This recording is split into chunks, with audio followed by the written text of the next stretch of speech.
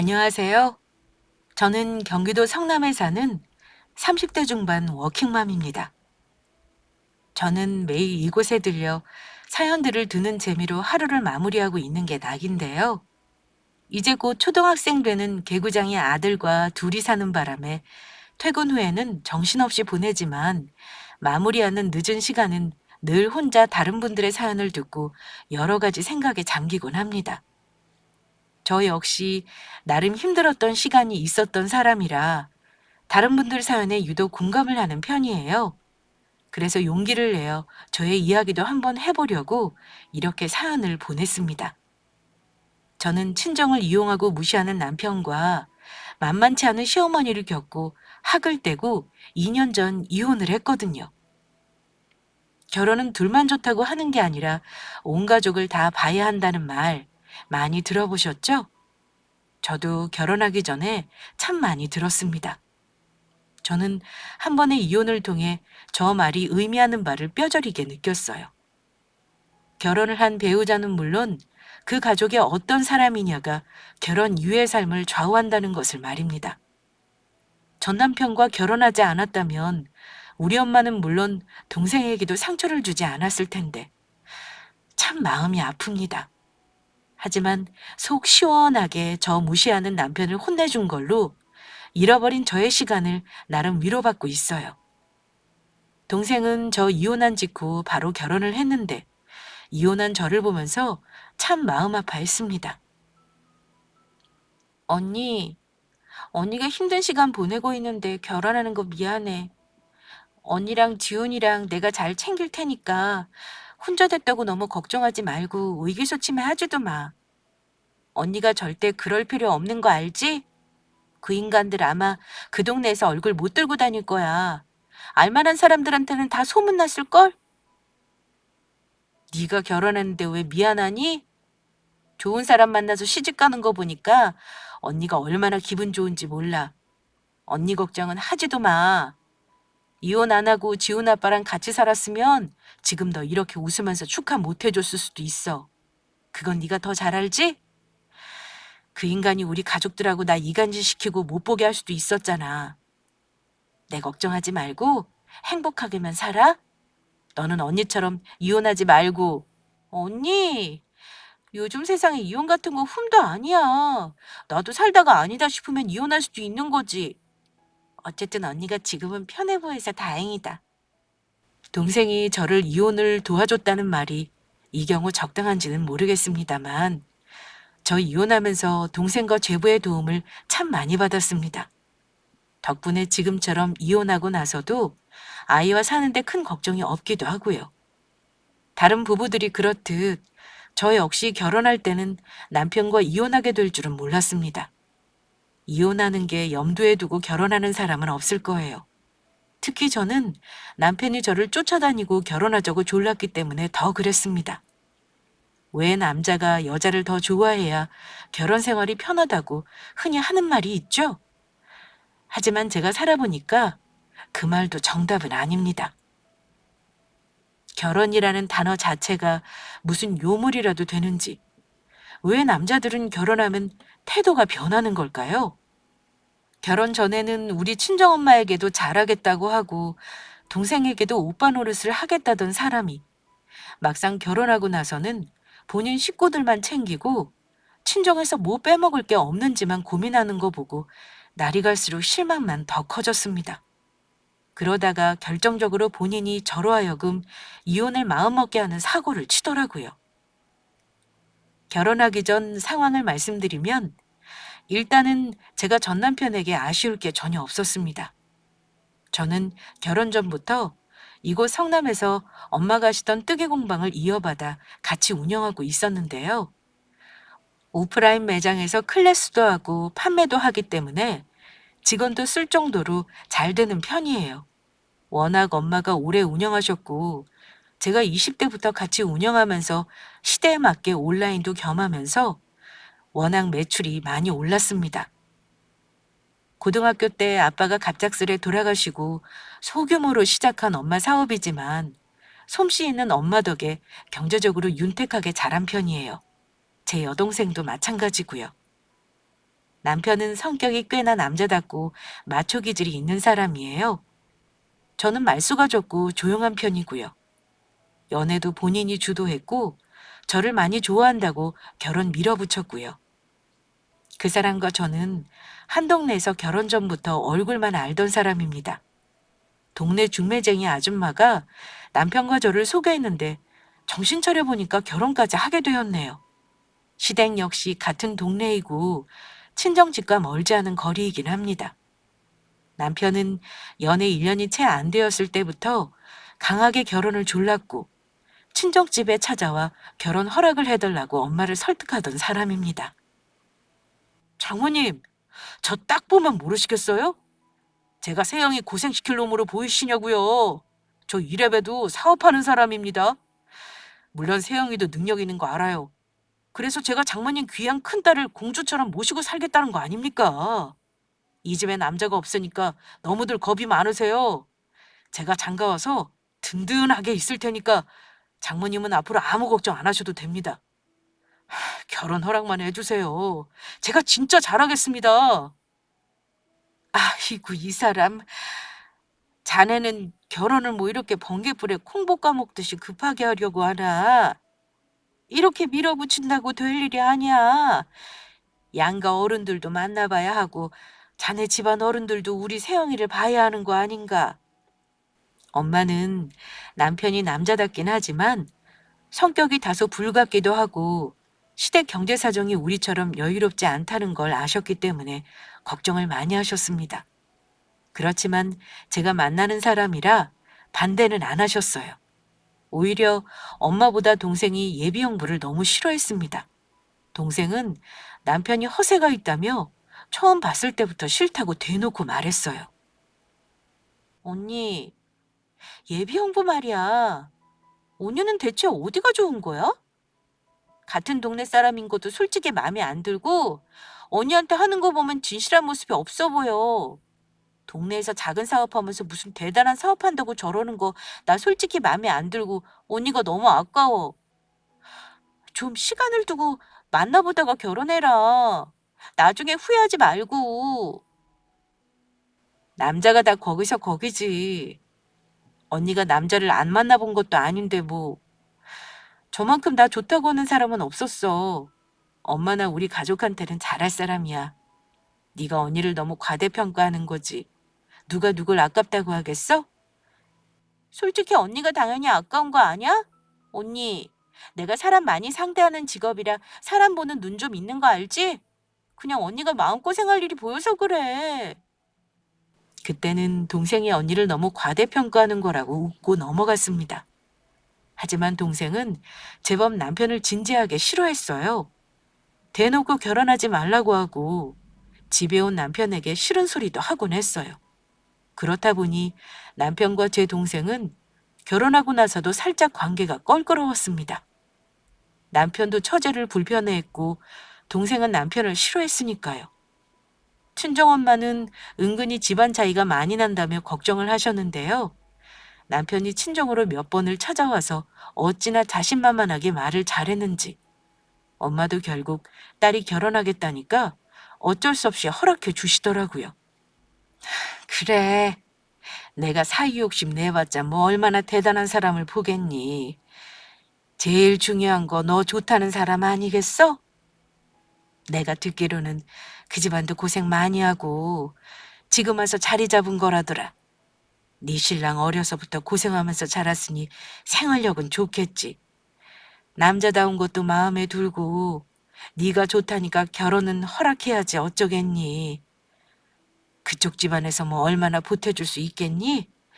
박서방한테는 말하지 말고 내가 집 사는 돈을 조금 보태줄 테니까 아파트 한번 찾아봐. 저를 위해서 시집갈 때 보탰으라며 돈을 아낌없이 내주시는 엄마에게 얼마나 감사하고도 죄송했는지 모릅니다. 어쨌든 마뜩 차나하는 동생에게 잘 살 거라는 약속을 하고 제가 모은 돈과 엄마가 보태주신 돈 그리고 남편이 모은 돈으로 20평대 아파트를 대출 조금 끼고 신혼집을 마련했습니다. 남편에게는 시댁에서 보태지 못하는 거 미안해할까봐 말하지 않고 전부 제가 모은 돈이라고 말했어요. 굳이 따지자면 제가 60% 보태고 나머지는 남편이 보탰습니다.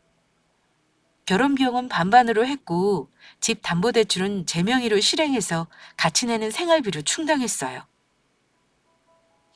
굳이 말하면 반반 결혼이라 할 수 없지만 저는 결혼하면서 네 돈 내 돈 따지지는 않았어요.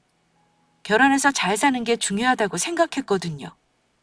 남편이 자전거포 운영하면서 큰 돈은 아니었지만 그래도 월급쟁이보다는 많이 벌었고 저 버는 것까지 하면 금세 빚도 갚고 돈도 모을 수 있을 줄 알았어요. 그런데 좋은 날은 딱 거기까지였습니다. 결혼 전 금전적으로 명확하게 통장까지 까보지 않은 게 저의 실수였달까요? 우리 부부는 결혼 초반 아이가 생기기 전까지는 버는 돈은 각자 관리했습니다. 저는 남편이 정확히 얼마를 버는지 통장에 얼마가 있는지 본 적이 한 번도 없어요. 그냥 남편이 늘 이번 달에 얼마가 남았고 지출이 얼마여서 생활비를 이거밖에 못 준다고 하면 군말 없이 제가 충당했습니다. 그렇다고 매달 생활비를 빼먹은 적은 없어요. 자영업자 고충을 잘 알기에 남편이 매출이 안 나오는 달은 그냥 이해하고 넘어갔습니다. 저는 꾸준히 월 수입이 있는 편이라 경제적으로 힘들지는 않았지만 이상하게 남편과 결혼하고 나서 지출하는 규모도 커지고 돈이 모이지를 않았습니다. 분명 제가 남편보다 더 버는 것 같은데 돈이 자꾸 새는 것 같고 관리가 안 되더라고요. 그런데 제가 아이 낳고 나서 잠시 일을 쉬고 온라인 매출 관리만 하겠다고 하자 남편이 돈 관리를 자기가 하고 싶다는 말을 했습니다. 여보, 당신도 이 일 당분간 쉴 거면 앞으로는 내가 돈 관리를 해보면 안 될까? 그렇잖아. 돈을 많이 버는 쪽이 관리를 하는 게 맞아. 그럼 공과금이며 우리 적금이며 대출 이자며 당신이 전부 알아서 할 수 있어? 남자들이 잘 못하니까 여자가 돈 관리하는 건데 당신 할 수 있겠어?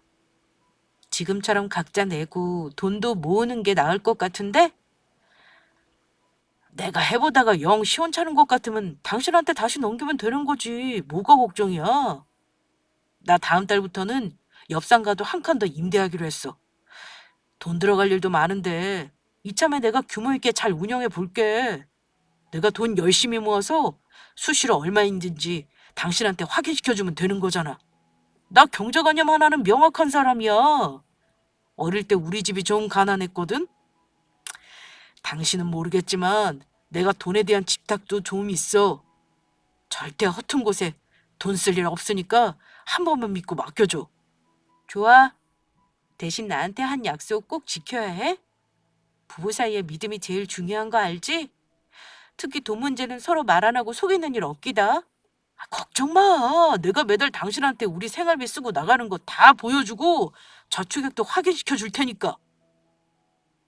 제가 도맡아 하던 돈 관리를 한다는 남편이 믿었지 않았지만 한 번쯤은 믿어주는 것도 필요하다고 판단한 저는 남편 말대로 경제권을 넘겼습니다. 그게 나중에 어떤 결과를 초래할지는 아무것도 모른 채 말입니다.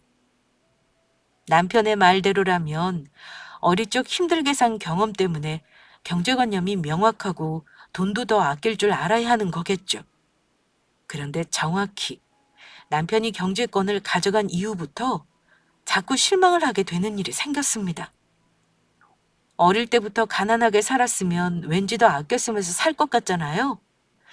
하지만 그게 아니더라고요. 남편도 남편이지만 특히 시어머니를 보면서 그게 전혀 아니란 걸 알게 됐죠. 시어머니는 남편과 시동생에게 용돈을 받아 쓰면서도 늘 씀씀이가 컸습니다. 남편이 운영하는 자전거포는 남편 본인 상가도 아니고 월세예요. 물론 동네 하나뿐인 자전거포라 주말에는 손님이 꽤나 많긴 합니다. 하지만 남편이 버는 수익만 가지고 넉넉하게 쓰고 살 정도는 아니에요. 그럼에도 시어머니는 아들 둘에게 받는 월 생활비를 조금도 저축하는 거 없이 풍덩풍덩 쓰시는 듯 했습니다. 일찍 돌아가신 시아버지가 그나마 한 칸 남겨놓고 가신 24평 아파트가 재산 전부였죠.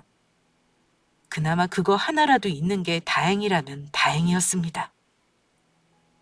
처음에는 저도 잘 몰랐다가 어머니가 이 집안에서 제일 경제관념을 말아먹은 사람이라는 걸 알아본 건 아이를 낳고 얼마 지나지 않아서였습니다. 어머니는 습관적으로 뭔가를 계속 사고 소비를 하는 분이었어요. 차라리 값어치 있는 옷이나 소장품을 한 번씩 사는 건 뭐라 안 할 것 같아요. 그런데 어머니는 습관적으로 시장표 옷을 하루 걸러 하루 사고 먹지도 않은 채소와 식료품을 냉장고에 우겨 넣어 놓고 나중에 보면 고스란히 버리시곤 했습니다. 그뿐만 아니라 일도 안 다니시는 분이 미용실을 자주 가면서 매번 드라이도 돈 주고 하시더라고요. 저도 미용실 가는 돈이 아까워서 상하반기에 한 번씩만 가는데 일주일에 3번은 드라이만 하고 몇만 원씩 내고 온다는 말 듣고 진짜 깜짝 놀랐습니다. 제 주변에는 엄마는 물론 친구들도 그런 식으로 돈을 쓰는 사람은 없었어요. 친구를 만나러 가도 풀 메이크업에 치장을 한 후 머리를 드라이하는 분이세요. 그러니 본인한테 들어가는 돈이 무시하지는 못할 액수였습니다. 오랜만에 시댁에 가보면 홈쇼핑에서 산 것 같은 박스나 물건들을 뜯지도 않은 채 막 널려 있어요. 처음에는 모른 척 하다가 대체 이런 물건은 왜 자꾸 사시나 싶어 슬쩍 물었습니다. 어머니, 이건 도대체 언제 사신 거예요? 홈쇼핑에서 사면 다 쓰지도 못하는 거 다량으로 소비하게 되니까 다음부터는 필요한 것만 소량으로 사세요. 집에 뜯지 않은 상자가 너무 많네요. 아이, 그거 놔두면 다 쓰게 되어 있어. 내가 큰애한테 전화해서 주문 좀 해달라고 했지. 아이, 내가 어디 쓸데없이 사겠니? 필요하니까 사는 거지. 그럼 저 좀 나눠주시던가요. 제가 좀 가져갈까요? 정 필요하신 거 있으면 앞으로는 저랑 나눠 사시면 되겠네요. 주문 스마트폰으로 하는 거 어렵지 않으시고요. 나눠 쓰기는 혼자 써도 금방 쓴다. 넣어줄 건 없어. 주문하는 게 어렵긴 하다만 아들이 있어서 걱정 없어. 네 신랑한테 말하면 금방 주문해 주더라. 쌀 때 한 번에 사서 쟁여놓고 쓰는 게 홈쇼핑 매력 아니겠니? 알고 보니 홈쇼핑 보다가 혹하는 물건이 있으면 꼭 남편에게 전화를 하셔서 사달라고 하셨더군요. 요즘 유행하는 거, 핫한 음식 같은 건 어찌나 잘 아시는지 저도 못 먹어본 걸 찾아다니면서 잘 먹고 다니시더라고요. 그런 씀씀이는 제가 가끔 보는 거니 상관없지만 같이 마트에라도 가면 카트에 생각 없이 가격도 보지 않고 막 쓸어 담으시는 통에 제가 스트레스가 이만저만이 아니었습니다. 요즘 물가가 좀 비싼가요? 3인 가족 먹거리도 일주일에 한 번 장 보면 20만 원 훌쩍인데 시어머니랑 장 보면 제가 계산해야 하잖아요. 한 번엔 30만 원이 넘게 나오는데 그때마다 너무 화가 나더라고요. 남편이 돈 관리를 한다고 했으니 자세히 보지는 못했지만 아마 카드값도 매달 장난이 아니었을 거라 짐작했습니다. 남편은 처음에 저에게 경제권을 달라고 했을 때 약속을 잘 지키지 않았어요.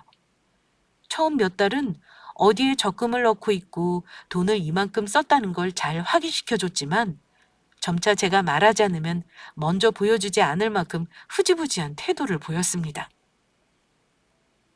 돈을 가진 자가 목소리도 더 큰 법인 거 아시죠? 남편은 점차 본인이 돈을 틀어쥐고 저를 좌지우지하려고 하기도 했습니다.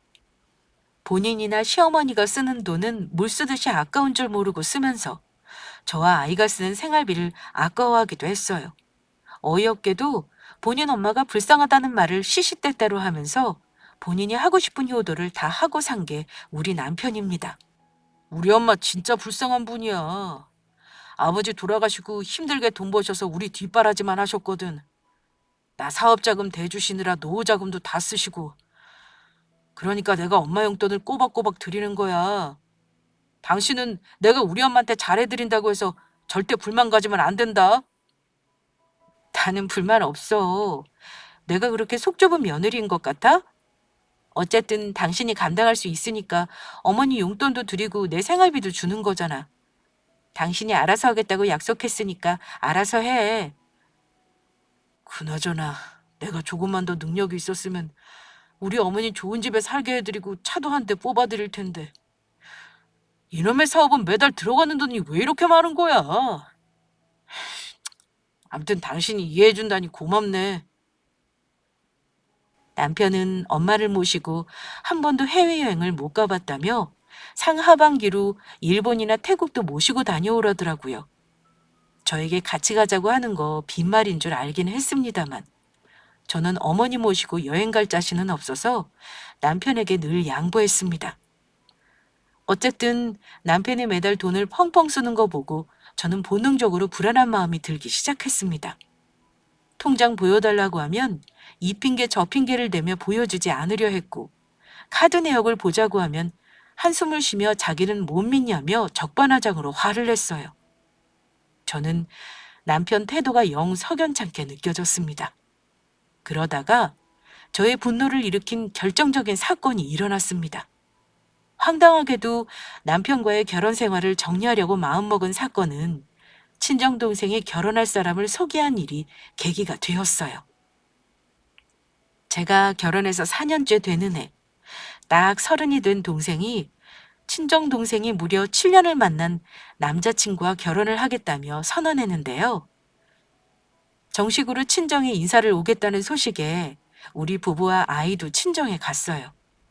하나뿐인 동생이 만나는 사람은 저도 몇 번 봐서 서로 얼굴은 당연히 알고 있었습니다.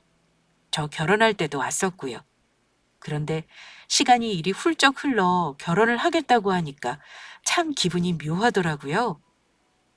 동생의 예비 남편은 겉으로 보기에는 정말 수수하고 평범한 사람입니다. 남편보다 작은 키에 공부만 한 새님처럼 보였어요. 남편은 동생 예비 신랑을 보고 군기를 잡고 싶었는지 처음 만난 자리에서 은근 윗사람 행세를 하더라고요. 그리고 우리 결혼할 때처럼 친정엄마가 도움을 주는지도 많이 궁금해하는 듯 했습니다. 우리 처제랑 오래 만났다며. 처제는 우리 집사람보다 모아놓은 돈이 없어서 걱정이라는데 어찌 결혼 준비는 잘하고 있는 건가? 혹시 얼마 가지고 결혼할 건지 물어봐도 되나? 그래도 내가 먼저 결혼할 선배로서 조언해 줄 게 있을까 해서 그래. 남편 말에 예비 제부가 대답하기 전에 동생이 제 남편에게 못마땅하다는 듯 말했습니다. 형부가 보태줄 것도 아니면서 뭘 그런 걸 물어요? 우리가 알아서 하는 거죠. 저는 없으면 없는 대로 맞춰서 결혼할 거예요. 결혼하면서 엄마 노후자금 끌었을 생각은 추호도 없거든요. 이 사람도 저랑 같은 생각이고요. 그래? 뭐 그렇다면 할 말이 없지. 근데 처제는 남자가 결혼 비용을 더 많이 써야 한다고 생각해? 듣자 하니까 처제 예비 신랑은 돈을 많이 못 모으는 것 같더구먼. 직업도 셀러리맨이면 뭐 큰 돈을 모을 수나 있겠냐고. 만약에 처제는 예비 남편이 모아놓은 돈도 없고 능력 없어서 처제가 결혼 비용 다 대야 된다고 한다면 결혼할 거야? 뭐 그렇게 능력 없는 사람이라면 저도 결혼까지는 할 생각 없죠. 근데 형부, 제 예비 신랑이 그 정도는 아니니까 쓸데없는 걱정은 마시고요. 그럼 처제는 신랑이 돈 없다고 하면 결혼 때려칠 수도 있는 거네? 하긴 돈 없이 시작하면 서로가 힘들지. 그러지 말고 장모님이 도와준다고 하면 도움을 좀 받지 그래. 싫어요, 형부. 엄마 도움은 안 받을 거예요. 대신 형부가 보태준다면 받을게요. 형부는 돈도 잘 벌고 능력 좋다면서요. 그럼 형부가 저 결혼 선물로 큰돈 좀 보태주면 되겠다. 그렇죠? 어쩐지 동생과 남편과의 대화가 날이 서는 느낌이라 저는 대화를 말렸습니다. 당신 처음 인사 온 사람 앞에 놓고 뭐 그런 대화를 해. 둘 다 그만두래. 저는 동생 예비 남편이 곤란해하는 표정을 보고 괜히 미안해졌습니다.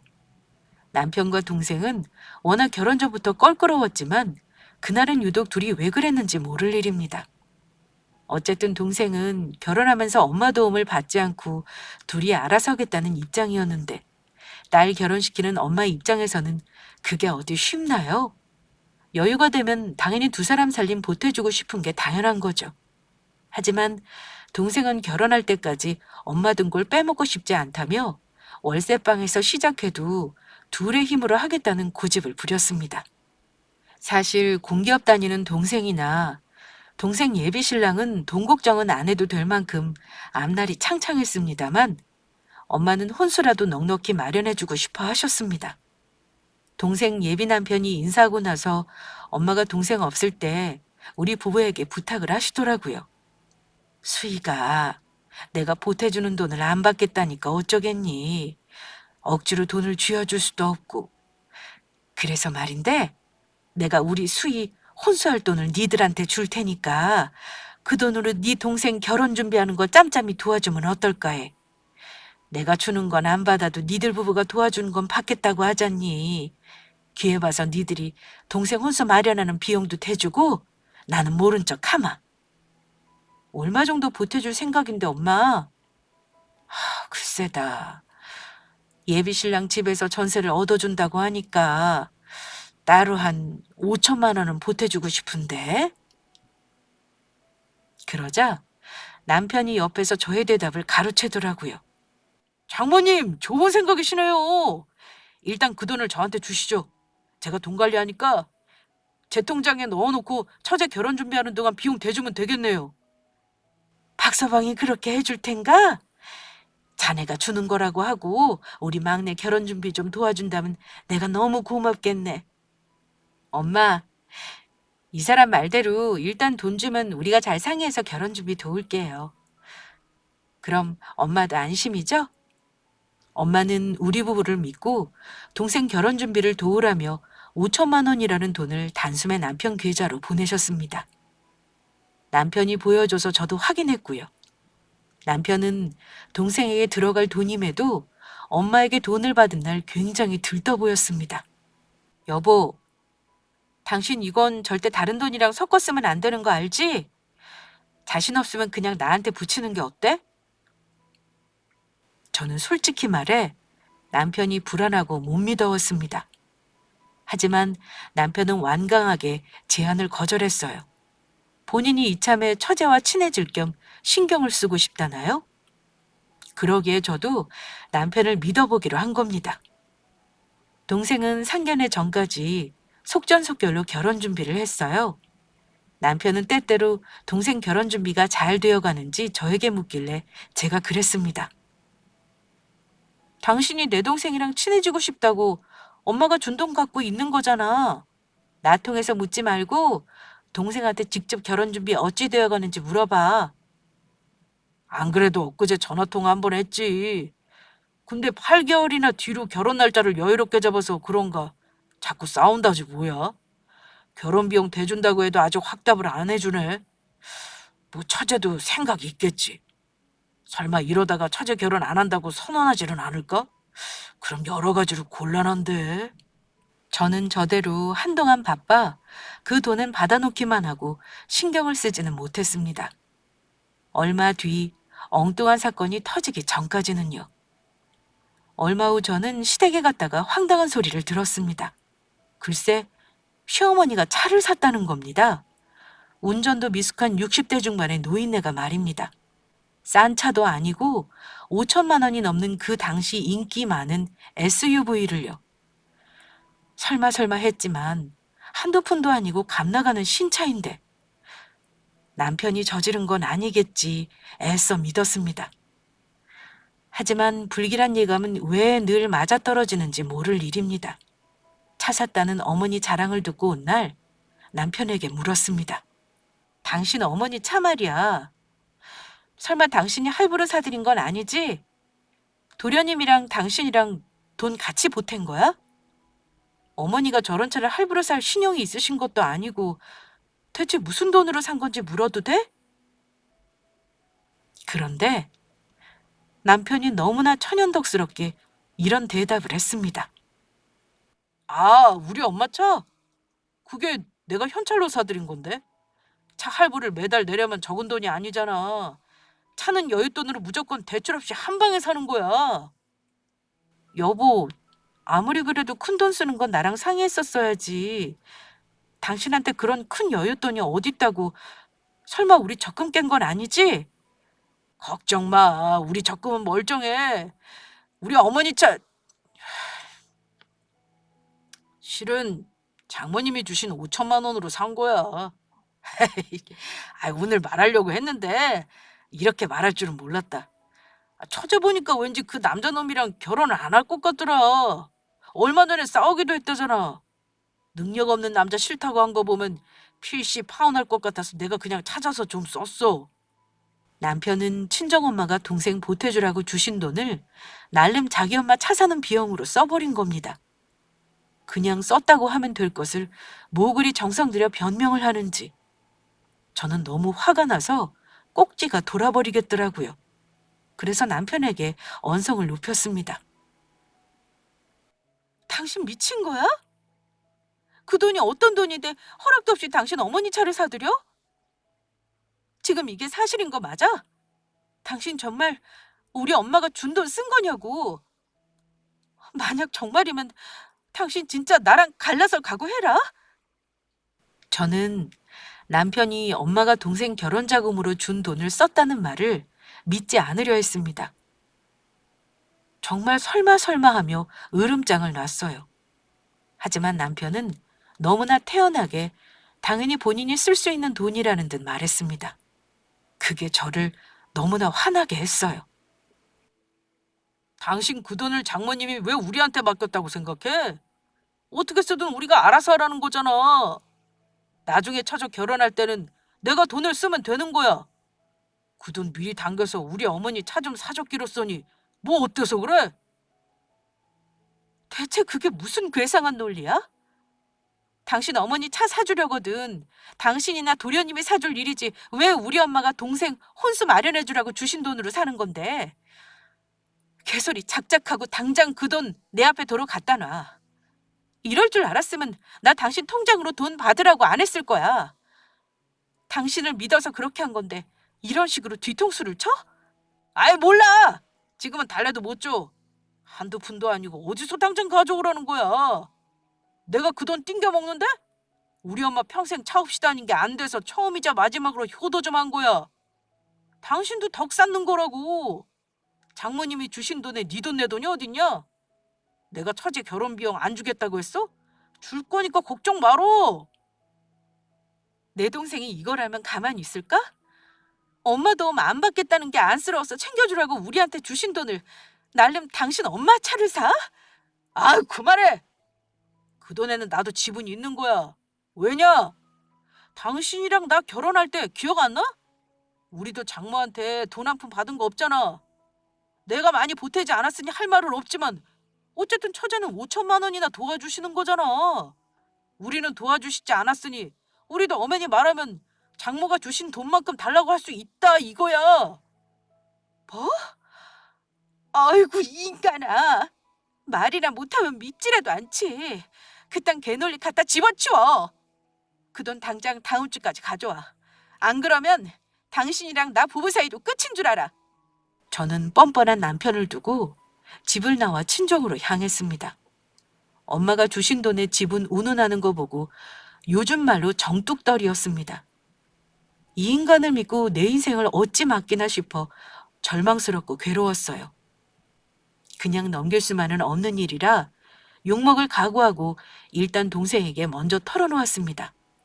저는 원망을 들을 줄만 알았는데 동생은 저랑은 그릇이 다르더라고요. 놀랍지도 않다는 얼굴로 이러더군요.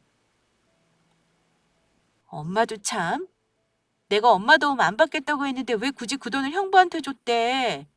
고양이한테 생선을 맡기는 것도 아니고 엄마나 언니는 그렇게 형부를 몰라? 아휴, 언니. 내가 그 돈 받아내줘? 나도 다음 주까지 내놓으라고 으름장을 놓긴 했는데 시집에 가 있는 차를 가져올 수도 없고 그 큰 돈을 그 인간이 어디서 마련하겠니? 일단 도로 차를 팔라고 해야지 뭐. 어머니가 과연 들어줄지는 모르겠다. 나 정말 미치겠다, 수희야. 이 인간 계속 돈 때문에 나 속썩이는데 계속 이렇게는 못 살 것 같아. 나 그 인간하고 이혼할까 봐. 어쩜 좋니? 내가 너한테 너무 미안해서 할 말이 없다. 언니만 마음 먹으면 이혼 그까짓 거 내가 도와주고 엄마 돈도 고스란히 받아낼 수 있어. 형부는 딱 이번 일로 우리 집 식구들 눈 밖으로 벗어난 거지. 본인은 알까 몰라? 본인 복을 지가 찾다는 걸. 언니, 걱정하지 마. 잘 나가는 동생이랑 재분하다서 뭐해? 이럴 때 써먹어야지. 그러더니만 동생은 자기 예비 신랑에게 전화를 걸더군요. 언니, 아무 걱정 마. 내일 저녁에 언니 집에서 만나기로 했으니까 언니는 형부랑 쪽내겠다는 마음만 굳게 먹어. 나는 이혼 생각한 지 꽤 됐어.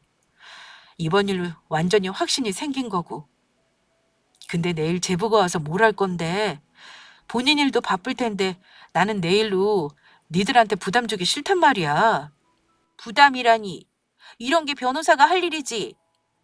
언니는 아무 걱정 말고 내가 하자는 대로 해. 언니 이혼 소송도 걱정 마라. 우리 그이한테 맡기면 되겠네. 사실 동생 예비 신랑은 로스쿨 졸업하고 변호사 시험에 갓 합격해 로펌에 들어간 변호사입니다. 로펌에서 월급을 받고 있으니 월급쟁이는 맞죠. 하지만 남편은 처제 예비 신랑이 변호사라는 건 전혀 모르고 있었습니다. 저는 다음 날 남편이 퇴근해서 집에 오기 전 아이를 친정에 맡기고 남편 짐을 미리 싸놓았습니다. 동생 예비 신랑은 무슨 서류 보따리를 들고 먼저 우리 집에 도착했어요. 곧이어 남편이 퇴근했는데 아무 생각 없이 들어온 집에 동생과 동생 예비 신랑을 보고는 아주 놀란 기색이었습니다. 아무리 뻔뻔해도 동생 혼수를 홀라당 쓴 사람이니 양심이 쥐똥만큼이라도 있다면 아주 조금은 찔렸겠죠. 다들 여긴 어쩐 일이야? 아, 나한테 말이라도 미리 해주지. 당신 처제 부른 거야? 그래, 내가 불렀어. 내가 말했지? 내 동생이 가만히 있지 않을 거라고. 이리 앉아서 이거 읽어봐 줄래? 남편은 탁자로 와 앉더니 제가 내민 서류를 들여다보기 시작했습니다. 그러더니 점점 얼굴이 일그러졌죠. 뭐? 당신 지금 나랑 장난해? 나를 고소한다고? 야, 가족 간 돈거래가 무슨 사기냐? 당신은 친족 상도례 몰라? 가족 간에는 절대란 횡령 같은 것도 처벌 안 하는 게 친족 상도례야. 근데 내가 돈을 안 준다는 것도 아니고 지금 당장 못 준다는 건데 나를 고소를 해? 이건 법원 가기도 전에 기각이야, 기각. 그때 남편의 큰 소리를 가만히 듣고 있던 동생의 예비 남편이 나섰습니다. 친족 상도례는 어디서 들으셨는지 몰라도 친족 상도례는 부모 자식 같은 친족 간에만 적용되는 겁니다. 사위는 엄연히 장모님 자식이 아니죠. 그리고 피해자인 가족이 고소하면 당연히 처벌할 수 있고요. 어쨌든 이 사건은 처형이 정식으로 고소하겠다고 한 사건인 만큼 아마 형사처벌은 받으시게 될 겁니다. 그러자 남편 놈은 노발대발하며 소리를 질렀습니다. 넌 뭐야? 네가 뭔데 아직 결혼도 안 한 주제에 가족이래 끼어들어? 네가 뭐라도 돼? 왜 네가 여기 와서 그딴 말을 짓거리는 거야? 아, 내가 니들한테 갈 돈을 썼다니까 열받아서 왔냐?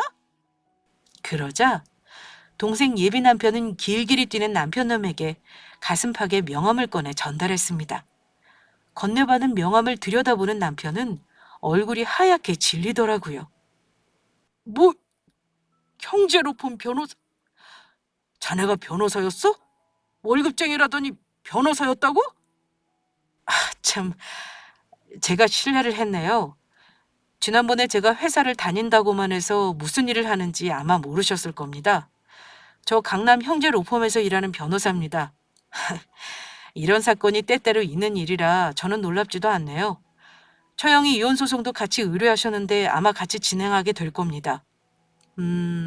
이런 말씀 드리는 거 저도 쉽지는 않습니다만 아마 위절에도 꽤나 준비하셔야겠네요. 어머님 차는 당장 파셔서 돈 마련해 놓으시고요. 남편은 사색이 되어서 쩔쩔매더라고요. 아니, 내가 지금 당장 못 주겠다는 거지. 안 주겠다는 게 아닌데 고소라니. 내가 일단 실수한 거 인정할게. 당장 차도 팔아볼 테니까 일단 진행하는 거 멈춰주면 안 될까? 내가 이렇게 사정할게. 여보, 제발. 내가 무조건 잘못했어. 돈 마련해서 돌려줄 테니까 고소는 하지 말아줘. 어? 남편은 저와 동생 부부에게 사정하며 빌었습니다. 동생 예비 신랑이 변호사라는 걸 안 순간 완전히 태도가 달라지더라고요. 하지만 저는 이미 마음이 차게 식어버렸죠. 돈은 돈이고 이혼은 이혼이야. 미안하지만 나는 혼자 애 데리고 살 각오하고 있어. 나야말로 당신 믿은 만큼 배신감이 크다는 것만 알아도. 긴 말 안 해. 당신 어머니 사들인 차 당장 팔아서 돈 마련해놔. 남편은 그날 번갈아 가며 저에게 빌고 동생에게 빌고 제부에게도 빌었습니다. 하지만 저는 이혼을 마음먹은 상태였고 남편이 약한 모습을 보인다고 해서 마음이 달라지지 않더라고요. 저는 미리 싸놓은 남편 짐을 현관 앞에 내놓으며 남편들어 집에서 나가달라 했습니다. 이혼하면 집 처분하고 정확히 보탠 만큼 찾아가기로 했어요. 물론 제가 받을 위자료는 집값에서 미리 제할 거라 했습니다. 그날은 이혼을 실행에 옮긴 날이자 결혼 생활 중 최고로 통쾌한 날이었습니다. 남편 놈은 안 나가겠다고 버텼지만 어쩌겠어요. 결국 저와 제 동생 부부 등살에 자기 본가로 짐을 싸서 나갔습니다. 그날 이후 본인도 체념한 건지 더 이상 연락은 오지 않더라고요. 저는 이혼 소송을 했고 정확하게 우리 재산을 분할했습니다. 제가 보탠 건 그대로 가져왔어요. 안타깝게도 집값이 많이 오르지 않아서 남편은 본인이 보탠 돈은 고스란히 저에게 위자료로 줘야 했습니다. 그리고 이혼 판결이 났습니다. 아이는 제가 키우기로 했고 양육비로 매달 100만 원씩 받기로 했어요. 부모가 반대하는 결혼이나 가족이 반대하는 결혼은 하지 않는 게 낫다고 하잖아요. 부모는 당연하지만 아무리 동생이라 해도 똑똑한 사람들 눈에는 제가 보지 못하는 무언가가 보이는 것 같아요. 동생은 결혼 전부터 말투나 대화 내용에서 전 남편이 욕심과 허영이 많다는 느낌을 받았다고 했으니까요. 그리고 결국 이혼하게 된 것도 어찌 보면 남편 놈의 과한 욕심이 터져서 이혼을 하게 된 거였고요. 이렇게 사연을 정리하다 보니 제가 참 못났던 것 같기도 하네요. 물론 인성이 저리 거지 같은 남편 만난 걸 온전히 제 잘못만은 아니라고 생각합니다. 결혼 전에는 저에게 잘 보이려고 정상적으로 행동하려고 노력해서인지 전 남편의 음흉한 모습들을 많이 보지는 못했거든요. 저에게는 그런 걸 알아보는 지혜로움이 없었던 거예요. 제가 사람 보는 눈이 없긴 하지만 꼭 드리고 싶은 말이 있다면 상대방을 속이는 사람을 조심하라는 말을 하고 싶었습니다. 저에게는 이혼이 진짜 신의 한 수였다는 생각이 들어요. 앞으로 남은 인생을 구했으니 저는 당분간은 아이와 재밌게 살아가고 싶습니다. 만약 제 사연을 듣고 있는 구독자분들 중에서도 혹시 지금 부부관계를 놓아야 할 순간인 걸 알면서도 무서워서 정 때문에 망설이고 계신다면 저처럼 과감하게 행동해 보라고 말씀드리고 싶어요. 그럼 어떻게든 사라지는 게 인생이더라고요. 오늘 이렇게 제 사연을 말씀드려 보았는데 어떠셨나 모르겠어요. 재미있게 들으셨다면 저에게 따뜻한 응원 한마디씩 부탁드리겠습니다.